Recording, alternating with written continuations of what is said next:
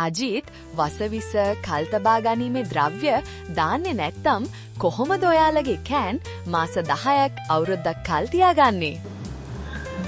ඔව් මේ අපේ කෑන් නිෂ්පාදන මාස 18ක් සමහර ඒවා අවුරුදු 2ක් වෙනකන් කල් තියාගන්න පුළුවන් වසවිස දාන්න නැතුව. ඒක වෙන්නේ මෙහෙමයි. අපි පාවිච්චි කරන්නේ රිටෝට් කුකින් කියන මෙතඩ් එක. ඔයගොල්ලන්ට පුළුවන් Google එකේ ගිහිල්ලා සර්ච් කරලා බලන්න. රිටෝට් කුකින් කියන්නේ මොකක්ද කියලා. ඒ කියන්නේ මේක හයි ටෙම්පරේචර් එකකට අධි පීඩන තත්ත්වයක් යටතේ අපි මේක කුක් කරනවා.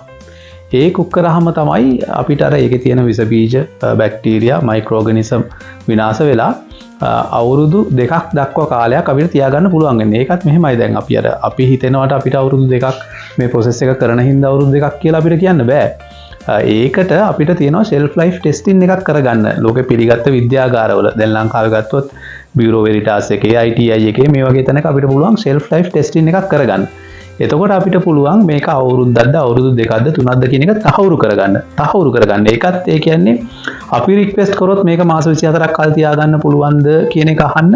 එතකොට ඒගොල්ලන් සහතික කරලා දෙනවා ඔව් මාස 24ක් තියාගන්න පුළුවන් කියලා. ඉතින් අපේ නිෂ්පාදන ගත්තාම අපි සමහර ඒවා මාස 18කට ටෙස්ට් කරලා තියෙනවා, සමහර ඒවා මාස 24කට ටෙස්ට් කරලා තියෙනවා. ඉතින් ඒ සහතිකත් එක්ක තමයි අපි කියන්නේ මේක මෙච්චර කාලයක් තියාගන්න පුළුවන් කියලා.